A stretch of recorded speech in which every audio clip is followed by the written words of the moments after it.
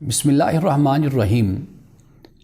حضرت ابو ہریرہ رضی اللہ تعالیٰ عنہ روایت کرتے ہیں کہ رسول اللہ صلی اللہ علیہ وسلم نے فرمایا کہ ثلاث دعوات مستجابات، فرمایا کہ 3 دعائیں اللہ کی بارگاہ میں قبول ہوتی ہیں۔ پہلی دعا فرمایا کہ والد کی دعا ہے اولاد کے حق میں، دوسری دعا فرمایا کہ مسافر کی دعا ہے، اور تیسری دعا مظلوم کی دعا ہے۔ فرمایا یہ 3 دعائیں ہیں جو مستجاب ہیں، اللہ کی بارگاہ میں قبول ہوتی ہیں۔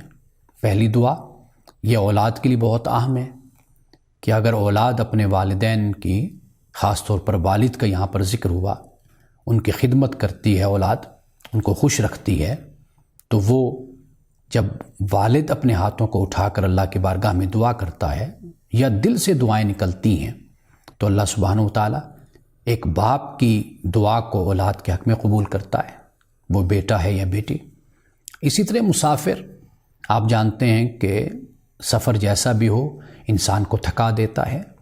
انسان کسی بھی ملک میں جاتا ہے تو وہاں پر ایک اجنبی ہوتا ہے، اسے ضرورت ہوتی ہے مدد کی، تعاون کی، راستے نہیں جانتا، جگہ نہیں جانتا، بہت سے مسائل ہوتے ہیں۔ بے شک آج سائنس ترقی کر چکی، لیکن اس کے باوجود بھی آپ اگر سفر کرتے ہیں تو آپ کو معلوم ہے کہ کتنی مشکلات ہوتی ہیں۔ تو ایسے وقت میں اگر کوئی آپ کی مدد کرتا ہے، یعنی مسافر کی مدد کرتا ہے، اور مسافر خوش ہوتا ہے اور اس کے دل سے اس کے لیے دعا نکلتی ہے، تو یہ بھی اللہ کی بارگاہ میں قبول ہوتی ہے۔